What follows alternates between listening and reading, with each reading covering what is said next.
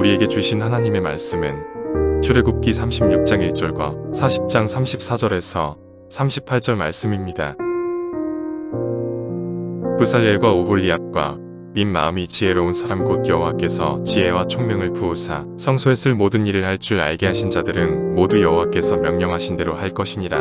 구름이 회막에 덮이고 여호와의 영광이 성막에 충만하매 모세가 회막에 들어갈 수 없었으니 이는 구름이 회막 위에 덮이고 여호와의 영광이 성막에 충만함이었으며, 구름이 성막 위에서 떠오를 때에는 이스라엘 자손이 그 모든 행진하는 길에 앞으로 나아갔고, 구름이 떠오르지 않을 때에는 떠오르는 날까지 나아가지 아니하였으며, 낮에는 여호와의 구름이 성막 위에 있고 밤에는 불이 그 구름 가운데에 있음을 이스라엘의 온 족속이 그 모든 행진하는 길에서 그들의 눈으로 보았더라.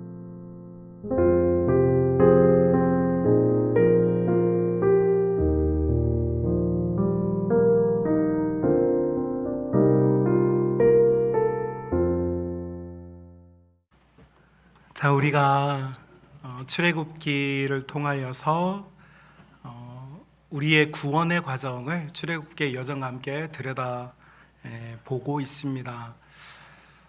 10가지의 재앙이 아닌 10가지의 은혜, 그리고 우리의 부족함을 우리가 아래일 때 응답해 주시는 기도의 응답의 은혜, 우리의 인생과 삶에서 늘 찾아오는 전쟁을 이기게 하시는 하나님의 은혜, 부족하고 연약하고 죄 가운데 들어갈 수밖에 없는 우리를 당신의 거룩한 성령의 기름 부으심으로 씻기워 주셔서 살게 하시는 은혜.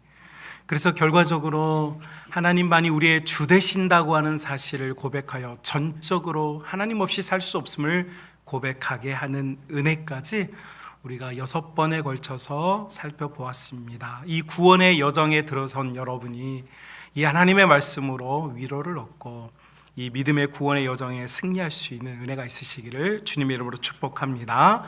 그리고 이제 우리가 마지막 이 구원 여정의 마지막 장면을 보고 있습니다. 36장 1절 말씀에 보면 아주 중요한 말씀이 우리에게 전달이 되는데요, 한번 함께 보실까요?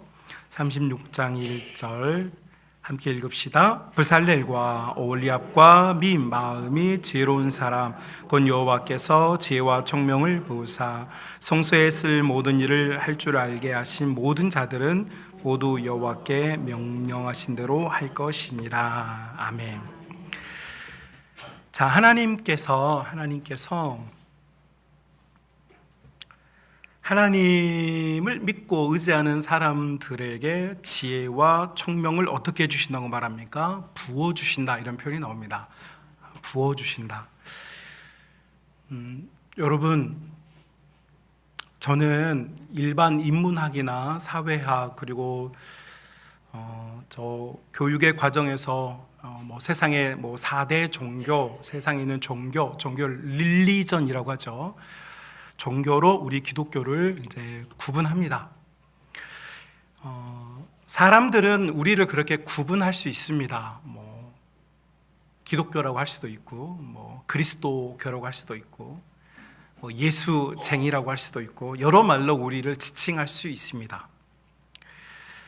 그러면 왜 그들은 우리를 기독교라고 말하고, 예수쟁이들 이런 말을 하는 걸까요? 그들이 보기에 부처님이든 하나님이든 또 그 어떤 신이든 다른 여타 종교에 있는 신들을 섬기는 사람들의 마음에 있는 이 종교심이 각각 자기의 신을 섬기는 곳으로 다 보고 있기 때문이죠. 자, 그런데 하나님께서 이 출애굽의 여정에서 일종의 방점을 찍는 말씀을 하십니다. 여러분, 하나님과 우리 관계는 어떤 관계냐? 자, 제가 여러분에게 질문 하나 드리겠습니다. 여러분의 부모님을 신이라고 부르는 사람들이 있습니까? 나는 우리 부모님이 신이다. 자기 부모님을 신이라고 부르는 사람이 없죠. 어떤 분들은 불심이 가득해서 부처님을 위해서, 어떤 분들은 모슬렘의 어떤 위대한 마홈벳 같은 선지자를 위해서 그들의 온 삶을, 혹은 어떤 이들은 수많은 다양한 어떤 동물의 형상이든지 나무의 형상을 본떠 만든 것들에게 그들의 인생을 걸고 그것들을 신이라고 지칭합니다. 그리고 그것들이 자기를 도와줄 것이라고 믿고, 뿐만 아니라 그렇기 때문에 신에게 나아가서 공물을 드리고 공양을 드리고 정성을 드리죠. 이것을 우리는 종교라고 말합니다. 그러나 오늘 성경은 우리에게 하나님께서 나는 종교가 아니다라고 말씀하고 있습니다. 이게 무슨 말이냐? 여러분, 우리 부모님께서 우리를 낳아주셨죠. 우리를 위하여 많은 부분을 헌신해 주셨고 노력해 주셨습니다. 그래서 오늘날 우리가 존재하고 있죠. 우리 부모님들 우리에게 보여줬던 그 많은 사랑과 애틋함들, 그리고 한없이 용서해주고 용납해주는 이 가장 소중하고도 가장 이 고귀한 이 부모님의 사랑, 이 사랑을 우리가 받았지만 우리는 우리 부모님들을 신이라고 말하지 않습니다. 왜입니까? 부모와 자녀는 주는 것, 그리고 그 주는 것을 우원하는 관계가 아니라 바로 사랑을 주고 받기 때문입니다. 여러분, 우리는 하나님과의 관계를 하나님께서 딱 선언하셨는데 뭐라고 선언하시냐면 나는 너희에게 부어준다. 무엇을 부어주느냐? 지혜와 총명을 부어준다. 여러분, 지혜와 총명을 부어준다는 말은 여러분이 좋은 타이밍에 매수를 하고 좋은 타이밍에 투자를 하고 좋은 타이밍에 뭔가를 하는 때를 가르쳐 주는 것을 말하지 않습니다. 여기서 말하는 지혜라고 하는 것과 여기서 말하는 총명이라고 하는 것은 하나님을 보게 하는 것과 하나님을 믿게 만드는 것을 말합니다. 하나님께서 우리를 사랑하셨기 때문에 우리에게 하나님을 볼 수 있는 은혜를 주셨어요. 하나님을 믿을 수 있는 은혜를 주셨죠. 제가 광화문에서 사역할 때 여러분 수많은 관광객들, 해외 관광객들, 국내 관광객들이 광화문에 찾아옵니다. 경복궁도 보고 광화문 광장에서 여러 가지를 구경하기 위해서 찾아옵니다. 그들에게 세계 각국의 언어로 저희가 사형리나 브릿지 같은 전도 물품을 만들어서 전도를 하러 나가요. 한국 사람에게는 한국어로, 러시아 사람에게는 러시아어로, 영어권에 계신 분들은 영어권으로 그분들에게 많은 복음을 제시하는데 신기하고 놀라운 거 뭔지 아십니까? 여러분, 그분들 중에 자기 나라에서도 분명히 전도받았거나 자기가 그 근방에 살았어도 한 번도 교회에 나가보지 않았던 분들이 이 낯선 이국 땅에서 낯선 언어로, 심지어 잘 발음도 되지 않는 언어를 통하여서 그들이 예수님을 영접하게 되고 함께 이후에 예수님이 나의 구주라고 고백하는, 자기 고백까지 이루는 것을 많이 봅니다. 여러분, 우리가 하나님을 믿는다 생각하지만 아닙니다. 하나님께서 우리를 사랑하셨기 때문에 우리가 하나님을 볼 수 있는 은혜를 주셨고 우리가 하나님을 믿고 따를 수 있는 은혜를 지금도 공급하여 주는 줄로 믿습니다. 이것이 바로 부어주시는 것입니다. 그러므로 하나님께서 우리의 지성과 영성을 각성시켜주지 않으면요, 우리는 눈앞에 있어도 볼 수 없고요, 눈앞에 있어도 만질 수가 없어요. 그러나 사도 요한이 요한계시록 1장 1절부터 3절에 고백한 것처럼 누구든지 하나님께서 각성시켜 놓은, 소위 말해서 믿음의 눈이 떠진 사람들은요, 눈으로 범봐요 손으로 만진 바가 되는 것입니다. 오늘날도 마찬가지죠. 예수 그리스도께서 이 땅에 오시 2000년이 지났어요. 우리가 오늘날 그 소위 우리를 비방하는 사람들이 가리켜서 하는 말이 사막신을 믿는다라는 표현을 쓰더라고요. 사막신. 광야에 있었던 그 사막신을 믿는데요. 맞아요. 그들이 우리를 사막신을 믿는 사람이라고 말하는지는 모르겠지만, 여러분, 오늘날 우리가 하나님을 우리의 하나님으로 믿게 된 것, 내가 그 하나님을 인격적인 나의 주로 믿게 된 것이 우리의 지성이나 우리의 노력이나 우리의 성과가 아니라 하나님께서 공급해 주시고 부어주시는 전적인 하나님의 은혜인 줄로 믿습니다. 자, 이렇게 하나님께서는요, 하나님 자녀들에게 자기 자신을 소개시켜 주시고 지금도 하나님께서는요, 우리에게 당신을 보여주시면서 은혜의 길, 믿음의 길, 생명의 길로 이끌어 주고 계십니다. 자, 이 관계가 우리가 이제 소위 말하는 구원의 완성으로 가는 마지막 방점이에요. 여러분, 우리가 우리 인생을 사는 동안에 우리는 많은 현실적인 문제와 또 많은 생각을 하며 삽니다. 그럴 때마다 우리가 근원적으로 근본적으로 붙잡아야 될 어떤 아주 편치 않아야 될 핵심 코어가 있다는 거죠. 그 핵심 코어가 뭐냐? 바로 내가 믿고 있는 하나님께서 나를 지금도 이끌어주고 계신다라는 점이에요. 여러분 39장 한번 볼까요? 좀 성경을 넘겨보면 39장 42절 43절 말씀 보실까요? 출애굽기 39장 42절 43절 하나님께서 오홀리압에게 말씀하신 것들이 다 완성되어질 때 이야기입니다. 42절 읽어봅시다. 여호와께서 모세에게 명령하신 대로 이스라엘 자손이 모든 역사를 마침에 모세가 그 마침 모든 것을 본즉 여호와께서 명령하신 대로 되었으므로 모세가 그들에게 축복하였더라. 아멘. 자, 하나님께서는 지혜와 총명으로 자기 자신을 보여주시고 자기 자신을 우리에게 부어주세요. 그럴 때 성도가 할 수 있는 유일한 한 가지가 있습니다. 그것은 바로 순종하는 거예요. 여러분 순종의 은혜가 있으시길 바라요. 오늘날 한국 교회는 순종이라는 단어에 약간 알러지 반응이 있어요. 왜냐하면 강단에서 오랫동안 많은 목회자분들이 순종을 강조하는 것까지는 좋았는데 어쩌다 보니 이 순종이 사람에게 순종하는 것으로 자꾸 귀결이 되다 보니까 이제 성도님들이 순종 그러면 하나님께 순종한다라는 이런 워딩으로 이해를 못하고 자꾸 목사님 말씀 잘 들어야 돼 이렇게 이제 의미적으로 받아들인단 말이죠. 여러분 의미적으로 받아들이지 마십시오. 하나님께 순종합시다.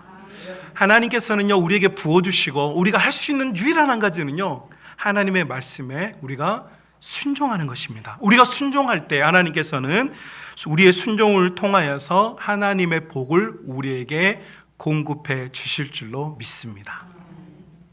우리가 하나님께 복을 얻는 유일한 길은요 하나님의 말씀에 순종하는 것뿐이에요. 출애굽기 40장 이제 출애굽기가 다 끝나거든요. 40장에서 끝나는데 마지막 장절 우리가 읽었어요. 구름에 대한 이야기가 나옵니다. 여러분 이 구름은 과학적으로는 사실은 수증기가 결집되어 있는 형태로서 존재하는 것인데 성경이 구름 이렇게 표현을 했어요. 이것이 실제하는 수증기의 덩어리인지 아니면 하나님의 영광의 현현을 나타내는 시그널인지는 그것은 알 수 없겠지만 분명한 건 누구라도 이 시그널을 다 봤다는 거예요. 믿음이 적은 사람, 믿음이 큰 사람, 몸이 건강한 사람, 몸이 연약한 사람 상관없이 누구라도 이 시그널을 봤다는 거예요. 이 징조를 통하여서 하나님께서 지금 우리와 함께 있다는 것을 다 봤다는 거죠. 자, 그런데 흥미로운 점은 뭐냐면 여러분 이 시그널인 이 구름이 움직이는데 신기하죠? 움직이는데 오늘 본문 36절 37절에 보면 이런 이야기가 나옵니다. 구름이 떠오르면 이스라엘 백성들이 텐트를 걷어요. 그리고 이 구름이 움직이면 이스라엘 백성들이 구름을 따라 움직이는 것입니다. 자, 여러분 이스라엘 백성이 출애굽했던 홍해로부터 지금 현재 존재하는 예루살렘까지 걸어가면 성인은 15일이면 걸어갑니다. 보름이면 가요. 어린아이들과 노년분들이 계셨기 때문에 넉넉 잡아도 한 달 정도면요 홍해부터 지금 예루살렘까지 킹스 하이웨이라고 불리는 왕의 대로를 따라가면요 지금도 갈 수 있습니다. 그런데 이스라엘 백성은요 시나이 반도 광야에서 40년을 머물렀습니다. 40년. 여러분은 이제 저도 그랬지만 매일 걸었다고 생각하죠. 매일. 그리고 저녁 되면 텐트 치고 다시 걷고 텐트 걷어가지고 또 걸어가고 여러분 이게 아니라는 거예요. 하나님께서 이스라엘 공동체를 시나이 반도로 데려다 놓고 그들이 움직였던 것은 하루나 혹은 패턴적으로 움직인 것이 아니라 이건 누구 마음이었냐면 하나님 마음이었어요. 그러니까요 어떤 날은요 하루 딱 텐트를 쳤어요. 이스라엘 백성들이 이거 자야 되는 텐트를 치는데 이게 지금 몇 날 여기 머무를 텐트인지를 몰라. 그러니까 어떤 사람은 대충 텐트를 치고 어떤 사람은 우리 가족들 자야 되니까 열심히 텐트를 쳤겠죠. 그런데 그 다음날 아침에 구름이 떠올라. 그러면 이스라엘 백성들이 뭐야 하면서 집을 또 바리바리 싸가지고 움직이는 거예요. 그런데 어떤 곳에 갔더니 일주일, 한 달, 8개월, 3년, 5년 구름이 움직이질 않는 거예요. 하나님의 인도가 멈춘 거죠. 15년 혹은 20년. 여러분, 광야 생활을 우리가 상상할 때는 매일 걸었다고 생각하지만요, 민수기에 보면 광야 시작해서부터 가나안 땅에 들어가기 전까지 여정이 기록되어 있는데, 이스라엘 백성은요 광야를요 뺑글뺑글 돈 적이 없습니다. 처음 시작해서요 가나안까지 딱 40년 걸렸습니다. 이유가 뭘까요? 그들이 한 곳에서 오랫동안 있을 가능성이 매우 높죠. 그것이 20년일 수도 있고요, 10년일 수도 있고요, 일주일일 수도 있어요. 이게 뭘 말하는 걸까요? 하나님께서는 이스라엘 백성들이요, 하나님과 소통하며 하나님과 나누며 살 때 누구에게 순종하기를 원하는 겁니까? 하나님께 순종하기를 원하는 거예요. 하나님께 집중하기를 원하는 거예요. 구름이 떠오르는지 관찰하라는 거죠. 하나님의 인도가 있는지 보라는 거예요. 그래서 하나님께서는요 패턴대로 움직이지 않았습니다. 정기적으로 어느 때가 되면 보름 만에 한 번씩 텐트를 옮기거나 하지 않으셨습니다. 하나님께서는 이스라엘 백성들이 머무는 곳에서 하나님의 계획대로 움직여 주셨어요. 자, 그런데 예를 하나 들어볼까요? 여러분이 텐트 친 지역이 돌짝밭이에요. 내가 배정받은 곳이 심지어 경사졌어. 찰 때 너무 등도 아픈데 심지어 경사까지 졌어. 어린 아이들이 셋이 있는데 아이들이 잠잘 때마다 떼굴떼굴 탱크에서 굴러가 자꾸. 여러분, 이런 곳이라면 몇 날 정도 여러분 견딜 수 있을 것 같아요? 어떤 분들은 견디다 못해 아니, 쓰러지진 않고 원망할 때 하나님, 너무 힘들어요. 이 사이트 언제 옮기는 겁니까? 이거 빨리 좀 옮겼으면 좋겠어요. 어떤 지역에 가니까요, 물이 너무 귀해서 물을 구하는 게 너무 어려워요. 어떤 지역에 가니까 너무 날파리떼가 너무 많아. 어떤 지역에 가니까 정갈들이 너무 많아서 아이들이 자꾸 정갈에 쏘여요. 여러분,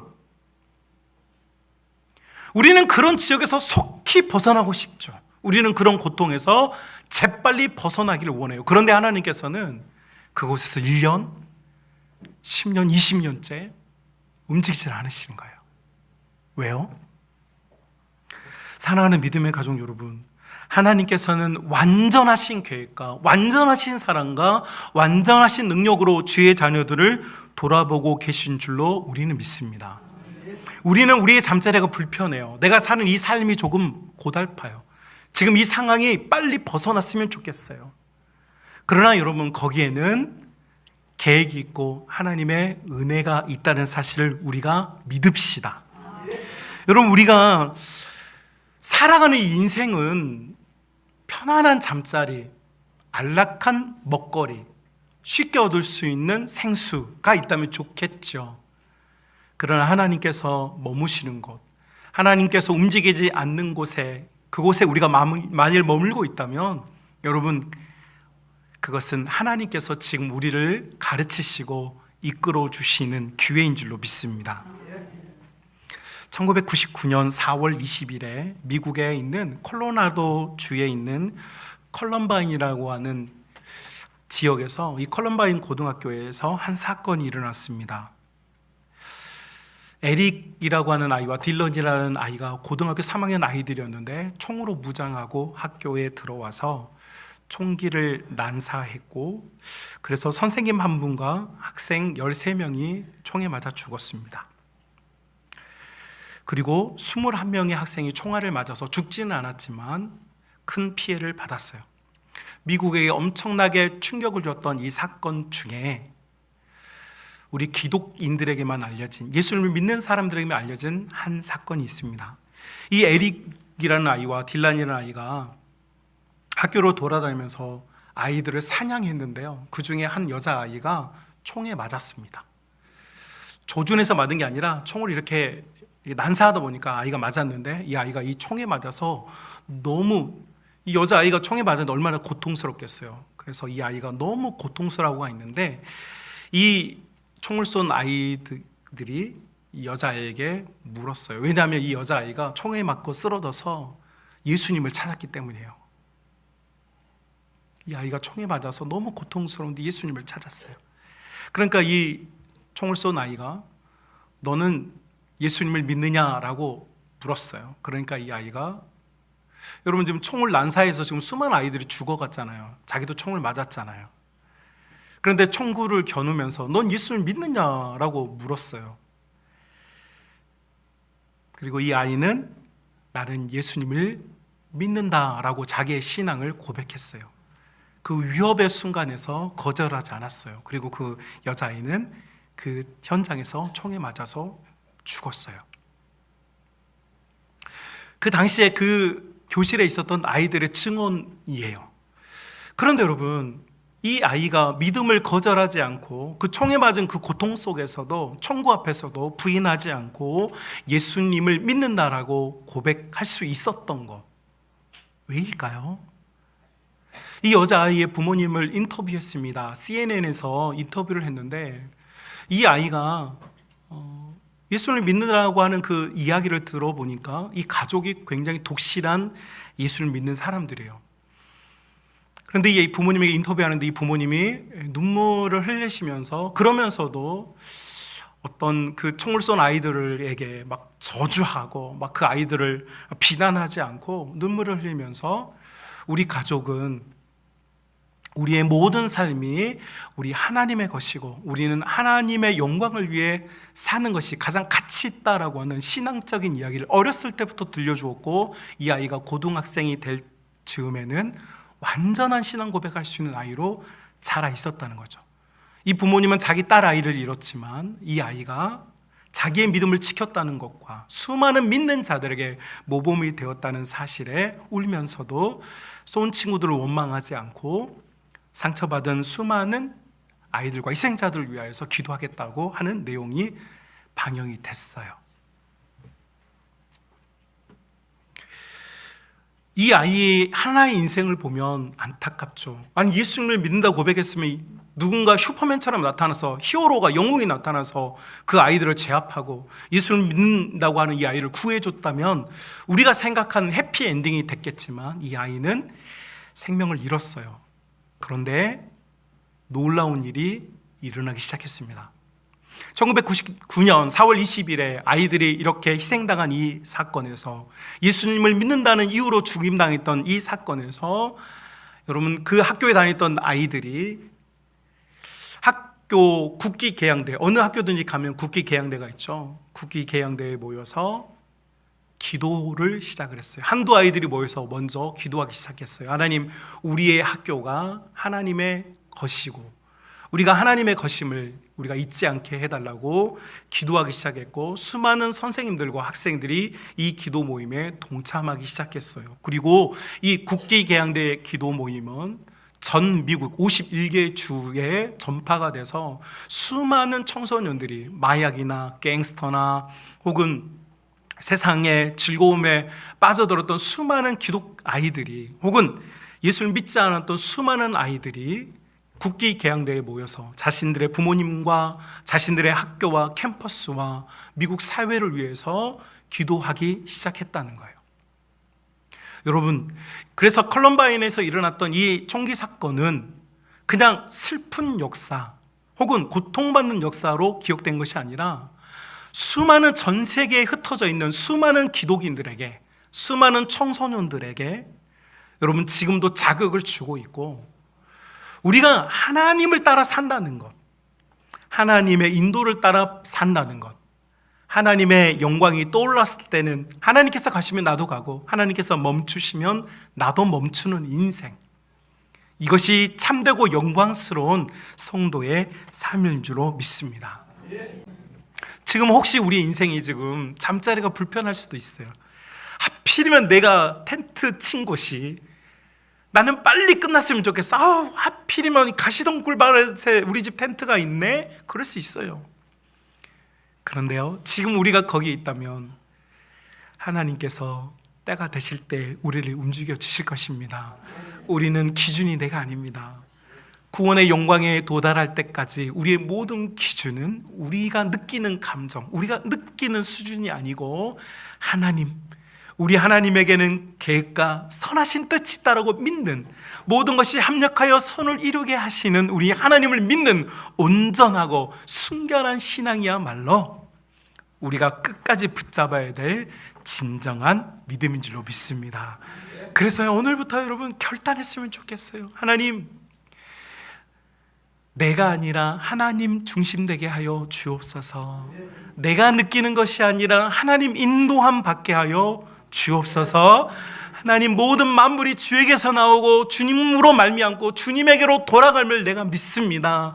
지금 우리의 삶이 조금 어렵고 고통스럽고 입에서 단내가 나고 머릿속이 복잡한 인생일지라도 하나님께서 주신 지금 이 시간이 내게 가장 가치 있고 소중하며 나를 향하신 시간임을 기억하면서 여러분 믿음으로 돌파하고 믿음으로 견뎌내고 믿음으로 하나님의 영광을 계속해서 바라볼 수 있는 은혜의 성도, 믿음의 성도들 다 될 수 있기를 주님의 이름으로 축복합니다.